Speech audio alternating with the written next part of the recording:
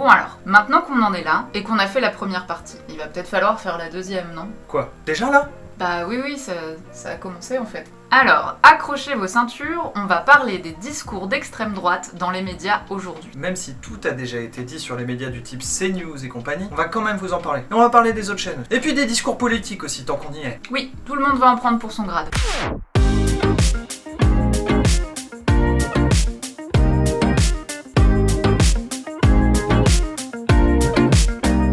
Il paraît de plus en plus évident que l'extrême droite gagne du terrain, au moins médiatiquement. La question qu'on peut se poser, c'est comment? Comment ça a pu arriver qu'on passe de ça... Pas plus que je n'ai accepté dans le passé d'alliance avec le Front National. Pas plus que je ne l'ai accepté dans le passé, je n'accepterai demain de débat avec son représentant. Je ne peux pas accepter la banalisation de l'intolérance et de la haine. Ah ça! Ils sont là, ils sont dans les campagnes, dans les villes. Je parlais de votre Ils sont sur les parti. réseaux sociaux. Le défi, à partir de ce soir, n'est pas d'aller voter contre qui que ce soit. Après, faut pas non plus se leurrer sur Chirac et son républicanisme. Hein. Non, bien sûr. Mais regarde la une de Libé le lendemain du premier tour de 2002 et la une de Libé 15 ans plus tard, en 2017. Eh bien ça, mon petit Jamy, c'est ce dont on va parler tout de suite. Mais je m'appelle pas Jamy, moi.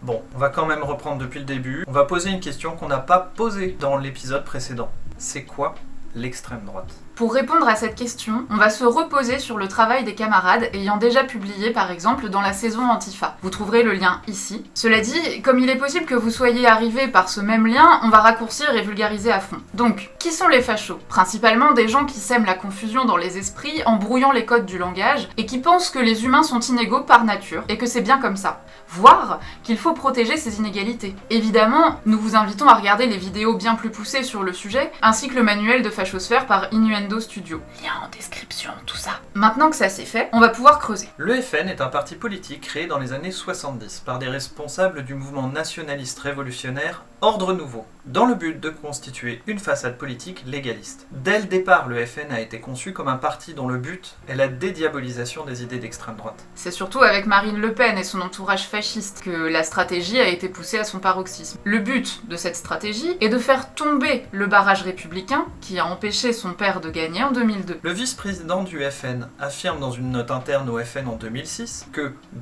ouvrez les guillemets, la dédiabolisation ne porte que sur l'antisémitisme. C'est l'antisémitisme qui empêche les gens de voter pour nous, en ajoutant que leurs positions sur l'islam ne sont pas des freins. Est-ce que c'est vrai? C'est vrai! En partie. On voit que leur stratégie de dédiabolisation a marché de ce point de vue, et ils se laissent aller en matière d'islamophobie, sans problème d'ailleurs. De manière régulière, un certain nombre de personnes viennent pour accaparer les territoires. Je suis désolé, mais pour ceux qui aiment beaucoup parler de la Seconde Guerre mondiale, s'il s'agit de parler d'occupation, on pourrait en parler.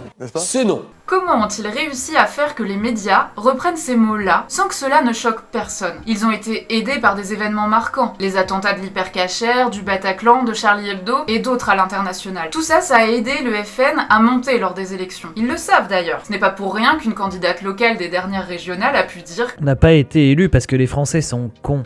Il faut vivre au jour le jour. D'ici la présidentielle, il y aura bien des attentats. Le FN a également pu se reposer sur une instrumentalisation de l'insécurité pour appuyer leur discours autoritaire, quitte à créer eux-mêmes des incidents pour appuyer ce discours. Et du coup, derrière, il se passe quoi? Tant que le parti n'est pas dissous, les journalistes paniquent à l'idée de se voir accusés de restreindre la liberté de parole. Donc pendant des années, le FN s'est plaint de ne pouvoir rien dire sur tous les plateaux. C'est ajouté un discours amenant la confusion, notamment par un François Hollande, Cet adversaire, c'est le monde de la finance. mais qui fait le CICE, la loi travail, la répression des contestations par la violence, etc. Qui le conseille dans cet exercice? Vive la République! Vive la France! Bon, ça, globalement, les gens le savent, c'est pas une grande révélation. Et c'est d'ailleurs en partie ce qui fait que la gauche est devenue un mot disqualifiant. Bah oui, quand on a Manuel Valls ou Macron qui se réclament de la gauche, à un moment, on voit plus trop la différence avec la droite. Je suis de gauche. Du coup, il reste quoi? Bah, le vote que les médias rejettent. Mais le rejettent-ils vraiment? Spoiler, non. C'est l'extrême droite qui, à force de se plaindre qu'on peut plus rien dire, ou qu'elle n'est invitée nulle part, arrive à mettre dans l'esprit des gens que non vraiment on veut les censurer. Donc ils viennent faire leurs victimes de la bien-pensance partout sur les plateaux, ce qui crée chez les journalistes bourgeois et peu politisés une forme de culpabilité de censure. Ils se mettent donc à accepter des discours de plus en plus violents qui viennent plus voir quand une limite est franchie. En ajoutant à ça des discours humoristiques, comme ceux dont on vous a parlé dans le premier épisode de ce triptyque. Et nous avons là un bon point de départ pour comprendre pourquoi et comment les discours d'extrême droite ont été banalisés. Si on ajoute un ministre de l'Intérieur qui reprend pour lui des termes d'extrême droite, ensauvagement, islamo-gauchisme, Soit désormais lié avec un islamo-gauchisme qui détruit la République. D'ensauvagement, parce que À ce moment-là, il compare l'action qui est la sienne à celle de Napoléon vis-à-vis des Juifs de France. Faudrait pas oublier que lui, il a travaillé pour Politique Magazine, un organe de presse de l'Action française, inspiré de Maurras, et qu'il était contre le mariage pour tous. croyez pas qu'il était jeune à ce moment-là, hein. C'était en 2008. Donc l'excuse de c'était une erreur de jeunesse, mais j'ai changé ne marche pas. Surtout qu'il a pas vraiment changé en fait. On revient à votre livre parce que je l'ai lu avec beaucoup d'attention. Et objectivement, à part quelques incohérences, j'aurais pu le signer. Madame Le Pen, dans sa stratégie de dédiabolisation, on revient à être quasiment un peu dans la mollesse. Bon, on a un beau tableau politique déjà, mais là on veut surtout parler des médias. On s'éloigne pas un peu? Non, parce que toute cette ambiance-là permet ensuite à des Pascal Pro ou des Zemmour de diffuser leurs idées. Oui, parce qu'il faudrait pas oublier aussi que tout ça, ça se passe pendant que les milliardaires jouent à acheter des grands médias. L'un d'entre eux joue un rôle particulier dans tout ça, Bolloré. Ah! Ça, Bolloré, c'est quelque chose. Le mec achète l'Afrique et tient une ligne politique très précise. Les fachos doivent avoir l'antenne. Ça ferait de lui un centriste s'il donnait le même temps de parole à la gauche. Mais voilà, Poutou, Anastasie, Blucl, l'AFI, etc., ils ne sont que très rarement invités sur les plateaux télé de CNews. Ici sur une chaîne dont je n'ai pas de difficulté à dire que de mon point de vue, elle participe d'un agenda médiatique d'extrême droite que je trouve délétère. Par exemple, vous ne pouvez pas nier que le CSA a épinglé votre chaîne récemment sur le pluralisme politique et le fait d'avoir plutôt offert la parole à des candidats d'extrême droite. Et c'est comme ça qu'on se retrouve avec des plateaux de 50 nuances de droite, des chroniqueurs issus de F2 souche ou de Valeurs Actuelles, qui se permettent de dire des choses de plus en plus intolérables. On n'est pas les seuls à se poser la question depuis longtemps à gauche. Pourquoi Zemmour a-t-il le droit d'être à la télé? Parce que je veux bien qu'on dise cancel culture à tout bout de champ, mais faudrait pas oublier que Zemmour a été condamné pour appel à la haine, plusieurs fois, qu'il est sous le coup d'une enquête, après plusieurs plaintes pour agression sexuelle. Lui aussi. Oui, lui aussi, oui. Et qu'il a toujours le droit de parler à la télé. Ajoutez un peu de confusionnisme par-dessus tout ça, et vous obtenez des gens prêts à voter pour le pire. Sans compter que ça fait de l'audience, donc du chiffre. Et oui, les images de fachos, ça choque. On en parle, on relaie, et ça génère du chiffre d'affaires. À des fins d'audience, on met sur les plateaux des gens qui choquent, qui ont une pensée anti-système, sans même réfléchir à ce que leur discours porte comme projet de société. Si dénoncer l'immigration est raciste, une bonne partie de la France l'est. Ah oui, oui, oui, oui, oui, oui, oui! La course à l'audience naît d'un besoin de vente publicitaire. Le système capitaliste exige de faire de l'argent, toujours plus d'argent. Donc, on crée des pubs pour susciter chez les gens des besoins et vendre plus. Pour diffuser ces publicités, il faut payer de l'espace de temps de cerveau disponible, comme l'a dit en 2004 le PDG de TF1 Patrick Lelay. De là, l'espace publicitaire à acheter va vers le média permettant un impact qui sera maximum sur les achats des gens. Pour rentabiliser ces pubs, on achète le moment où le plus de gens possible seront à l'écoute. Et comme il y a concurrence entre les chaînes pour des raisons là aussi capitalistes, il faut se démarquer et faire du contenu dit viral. Il n'y a pas de mauvais buzz en marketing. Seul le buzz compte. Le but d'une pub est de vous dire « Viens, regarde comme je suis bon, beau, attrayant », mais surtout de transmettre le message « Je suis une marque, apprends mon nom, tu sauras me retrouver ». Que doivent faire les propriétaires capitalistes de chaînes? Du buzz. Donc si un personnage comme Zemmour, à titre d'exemple, purement hasardeux, tient des propos qui l'amènent à être condamné pour incitation à la haine, on a un double buzz. Le premier quand il dit sa haine, le deuxième quand il est condamné. On parle de votre chaîne, vous augmentez le prix de vente d'encarts publicitaires. C'est aussi stupide que ça. Bon, donc là on a dressé le tableau systémique de pourquoi Zemmour parle encore à la télé. Mais on n'a pas expliqué ce qui se passe dans les discours politiques dans les grands médias. Que se passe-t-il quand une personne publique comme lui dit ce qu'il dit? Bah là, même chose qu'avec la publicité. Ça imprègne les cerveaux et installe des noms comme des marques. Que vous le vouliez ou non, et au-delà des personnes, ça imprègne dans les têtes des gens des idées que l'on n'aurait jamais acceptées en temps normal. C'est ce qu'on appelle la fenêtre d'Overton. C'est une allégorie qui désigne l'ensemble des idées, des opinions et des pratiques que la société considère comme acceptables dans l'opinion publique. Quand Zemmour dit que Absatoussi devrait s'appeler Corinne, ça choque, buzz tout ça, mais l'idée a été exprimée. Il n'y a rien d'illégal, donc il peut le dire. Ça lui permet d'avancer des idées encore pires, qui choqueront tout autant.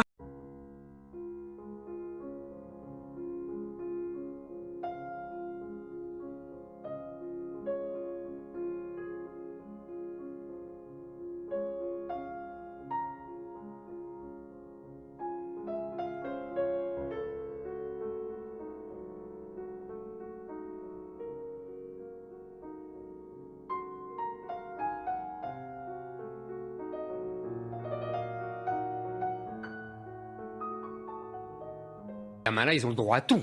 C'est la France qui, en fait, paye pour son invasion. C'est non. Il n'empêche que ces idées stupides auront gagné du terrain, malgré le fait que le raisonnement soit basé sur des raccourcis fallacieux. Sauf que Zemmour, ça, il n'a pas pu le dire tout de suite. Il a d'abord fallu que d'autres phrases de ce type soient émises. Je crois que là, on est quand même hyper théorique. Va falloir illustrer, non? Ok, accrochez-vous, on va faire un petit voyage dans le temps pour illustrer ça.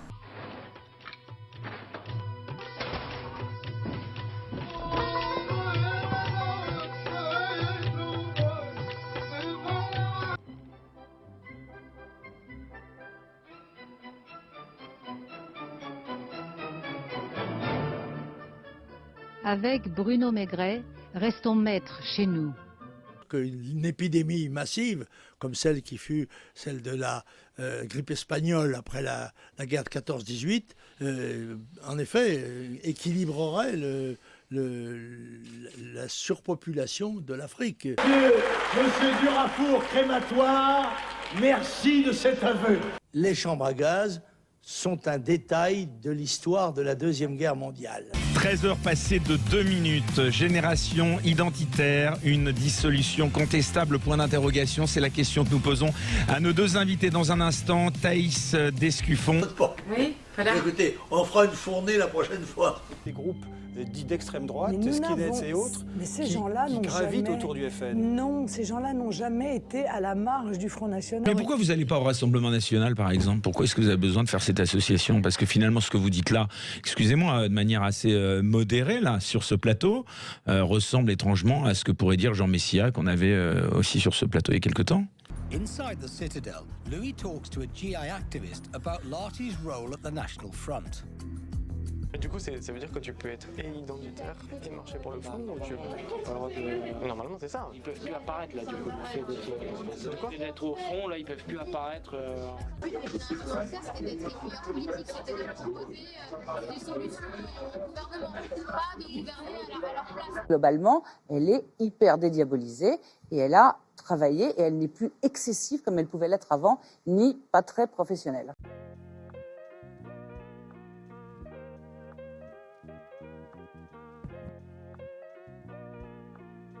Cette volonté des élites qui se pincent le nez, qui sont comme les singes, qui écoutent personne. Alors, je ne sais pas si on a le droit de dire singe parce que on n'a plus le droit de dire on dit quoi, les 10 petits soldats maintenant, c'est ça? Oui. Elle progresse la société. Oui, le livre. Vous parlez Agatha Christie, oui, d'accord? Oui, on n'a plus le droit là maintenant. On a peut-être le droit de dire singe sans insulter personne.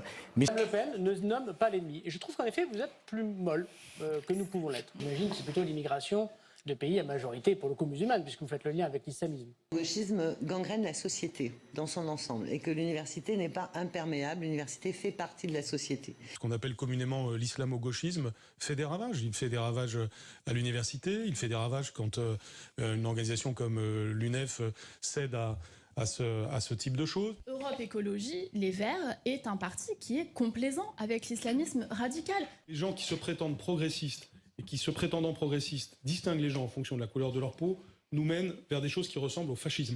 Vous en avez assez, hein? Vous avez assez de cette bande de racailles. On va vous en débarrasser. Quartier où je peux comprendre l'exaspération de certains de nos compatriotes, pères ou mères de famille rentrant du travail le soir, apprenant que leur fils s'est fait arracher son pain au chocolat à la sortie du collège par des voyous qui lui expliquent qu'on mange pas pendant le ramadan. Que les Français entendent rester français chez eux. On peut être français en mangeant du couscous. Ah, mais bien sûr. Personne n'est dupe. Mais évidemment, personne n'est dupe. Je pense que cette gauche identitaire a fait sienne les idées, la culture américaine. Mais enfin, ça va pas! On entend beaucoup que depuis des années, certains quartiers se sont communautarisés. Communauté par communauté, c'est vrai ou c'est faux? Eh bien, c'est vrai. Et mon cri du cœur, évidemment, aujourd'hui, c'est expulsons les délinquants étrangers. Tant qu'on s'adressera dans nos écoles à des salles, à des classes qui comprennent 75% de noirs, d'arabes, j'en passe et des meilleurs. Le problème, c'est l'islamisme, la radicalité, le terrorisme. Il faudrait peut-être que nous-mêmes, nous fassions notre autodiscipline parfois, à pas donner la parole à n'importe qui. Je ne dirais pas le mot guerre civile, mais c'est pas loin. Le mot essentiel, c'est la peur. Les gens tremblent, les gens baissent la tête. Notre pays est peut-être celui qui est le plus agressé. Il y a un flux migratoire qui est considérable, puis l'islamisme qui s'est installé. Si on ne nous répond pas, on aura compris que ça n'intéresse pas à ce moment-là le président de la République. À ce moment-là, on fera autre chose. Quoi, par exemple ? Et puis après, on verra. Je ne vais pas vous dévoiler pour l'instant, mais il y aura certainement d'autres choses à faire. D'accord. Aujourd'hui, l'État s'acharne sur nous en voulant condamner durement certains de nos camarades. Nous avons heureusement un allié, le peuple de France. Vous, pour qui nous combattons, peuple de France, sachez que nous n'abdiquerons pas devant les menaces et continuerons à nous battre pour notre patrie. Vive la France. Les banlieues se sont armées, plus que vous n'imaginez, que les gens sont désespérés, plus que vous ne croyez. Tout ça peut finir très mal. Moi, j'appelle ça une guérilla, je suis désolé, j'appelle ça une guérilla urbaine. Et à la une, un témoignage exclusif dans un instant. Celui d'un militaire d'Active qui a signé la 2e tribune publiée hier et qui parle pour la première fois. Écœuré par l'incurie de cette justice, par ces magistrats qui ne se remettent jamais en cause. Assez. Aujourd'hui, c'est une France de la violence, c'est une France de l'irrespect, c'est une France du désordre, du chaos, et rien ne change. Il y a des quartiers qui ont été perdus, abandonnés, où les unités de police ont affaire à toujours la masse des lâches, puisqu'ils ne sont courageux qu'en nombre, ces gens-là. On dit, cette déchéance, nous l'avons vu dans bien des pays en crise, elle précède l'effondrement, elle annonce le chaos et la violence. Avec ça, vous êtes d'accord ? Elle annonce possiblement le chaos si nous ne faisons rien, si nous demeurons dans l'immobilisme. Oui, maintenant les Français demandent de l'action, demandent du changement. Alors l'action, c'est quoi ? Qu'est-ce qu'on fait ?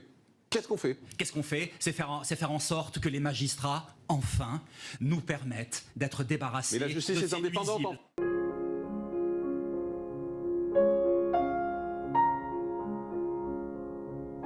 Aujourd'hui, la soupe est un peu différente. Des fachos sur les plateaux, il y en a toujours. Ils ont même une chaîne rien que pour eux. CNews et bientôt Europe 1. Mais là, le péril est tout autre, puisqu'ils servent un projet politique. Les rédacteurs ne peuvent plus plaider pour la simple loi du marché qui dicterait la nécessité de faire le buzz avec des polémistes tous plus violents les uns que les autres. Non, le patron de la chaîne, Bolloré, si vous avez besoin qu'on vous le présente. Ce qu'on vit à Canal depuis 2015 en permanence, c'est que la liberté éditoriale est entravée, censuré par un actionnaire qui mélange ses intérêts de businessman en Afrique ou ailleurs avec la liberté des journalistes. Il a un projet politique. Un projet politique, pas forcément d'extrême droite, mais raciste, impérialiste, autoritaire, antisyndical, tout ce que vous voulez. Et ça, c'est pas de l'extrême droite ? Si, mais Bolloré n'est pas un soutien officiel du RN. Il a juste un projet politique servant ses propres intérêts. Un projet conservateur, voire réactionnaire. Donc les ponts idéologiques avec l'extrême droite arrivent assez vite. Du coup, vous pensez qu'il serait dérangé par l'arrivée de l'extrême droite au pouvoir, ce monsieur ? Il détient des intérêts dans la plupart des anciennes colonies françaises. C'est à se demander qui sont vraiment les antisystèmes. Donc il n'y a plus que le service public pour nous sauver de tout ce marasme. Bah non, même pas tellement. On en parlait déjà dans la dernière vidéo, mais même sur le service public, on retrouve des stratégies de dédiabolisation de Marine Le Pen. Probablement plus pour conforter le pouvoir en place en faisant monter le RN et en espérant que les gens aient un sursaut républicain et aillent voter en masse pour Macron. Mais c'est même pas sûr. Mais au fond, c'est probablement juste qu'elles ne se rendent pas compte qu'elles jouent avec le feu. Pour elles, le danger que représente l'extrême droite est flou et finalement ne menace pas plus que ça leur vie quotidienne. Bon, alors, les médias indépendants comme Arrêt sur Image ou Mediapart ? Alors là oui, il y a une vraie contre-offensive. C'est peut-être même le dernier bastion de bon sens et de réflexion dans l'espace médiatique actuel. Mais regarde un peu comment cette journaliste de Mediapart traite le sujet des youtubeurs d'extrême droite sur le plateau d'Arrêt sur Image. Attention, combo. Nous, on a chez nous un youtubeur qui s'appelle Usul, qui oui, est bien connu de nos abonnés, voilà. Oui, aussi.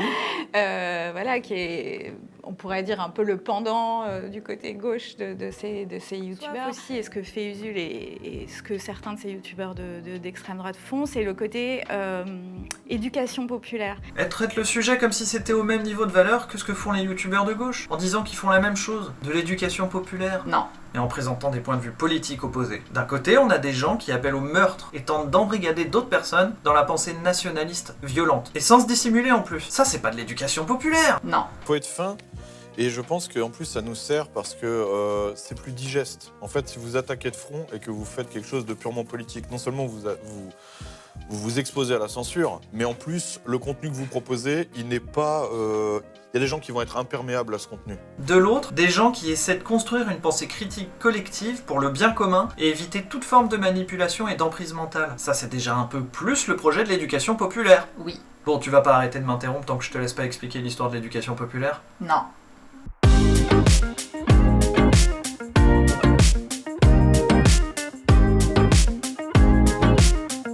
L'éducation populaire, c'est né après la Seconde Guerre mondiale, quand la population française craignait la résurgence d'un totalitarisme dans la société. Pour éviter ça, des associations de loi 1901 se sont organisées pour proposer des activités sportives, culturelles aux enfants, à des tarifs abordables pour tous. La plupart de ces associations étaient fondées sur une idéologie communiste libertaire.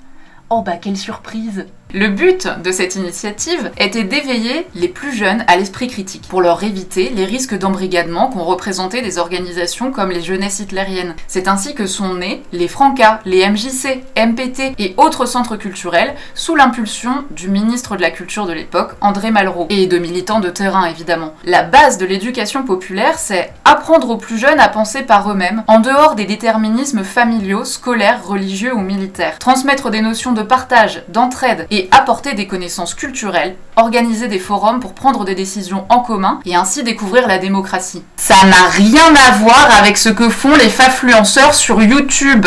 Ces institutions sont beaucoup moins puissantes que dans les années 60, mais il y a pas mal de gens qui proposent des contenus visant à nous aider à déconstruire les discours d'embrigadement. On les trouve sur YouTube, sur Twitter, sur Twitch. Vous pouvez retrouver tous les liens en description. Soutien général aux camarades.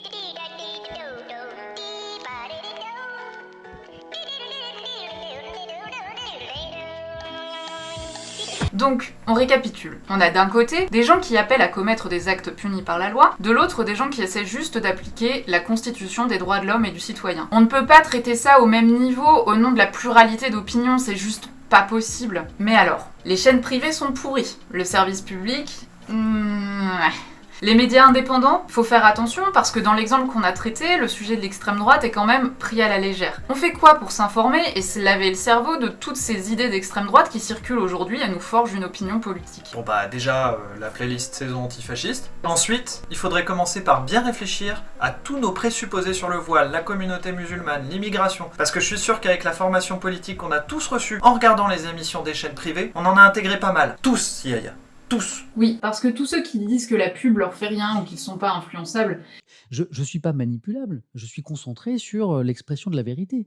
Je vais leur dire un secret, ça marche sur tout le monde. Et si vous préférez l'action IRL, il y a toujours les camarades de la jeune garde et les associations comme Attaque, ou même plus proche de chez vous, des associations d'éducation populaire justement. Et puis bon, les médias indépendants comme Mediapart, Arrêt sur Image ou Le Média restent une manne importante et très intéressante pour déconstruire le discours ambiant et voir le monde d'une manière plus juste, plus fine et plus humaniste. Bon et du coup, en conclusion, on peut dire quoi? On peut dire que, à voir comment ils traitent les questions comme l'abstention, les gilets jaunes ou même le pass sanitaire, etc., les médias semblent ne pas prendre conscience de ce qui se joue en ce moment. Ou du moins, ils ne semblent pas mesurer la gravité et la profondeur de tout ça, tout comme nos politiciens d'ailleurs. Mais alors on fait comment, nous, à gauche, pour contrer ça? Eh bien, on continue d'informer, de déconstruire, on prend le temps d'argumenter, on propose des choses qui donnent envie avec des arguments pour le faire. On fait de l'éducation populaire, quoi. Il va falloir un changement drastique pour redresser la barre du niveau global de l'information. Plus on sera nombreux à le faire, à en parler autour de nous, et mieux ce sera. Parce que notre société capitaliste contient en elle tout un tas de présupposés qui conduisent au racisme et au manque d'humanisme. Mais ça, on en parlera dans la prochaine vidéo sur les alternatives politiques à la montée de l'extrême droite. Parce que le front républicain, ça marche pas. Et personnellement, j'en ai ras les couettes, moi. Sur ce, tout est dit. On se retrouve bientôt pour la prochaine vidéo. En attendant, vous pouvez nous rejoindre, discuter avec nous sur Twitch et sur Twitter, c'est là que vous nous retrouverez le plus souvent. Et je me sens con de dire ça, mais abonnez-vous, likez, partagez la vidéo, etc. Kenavo!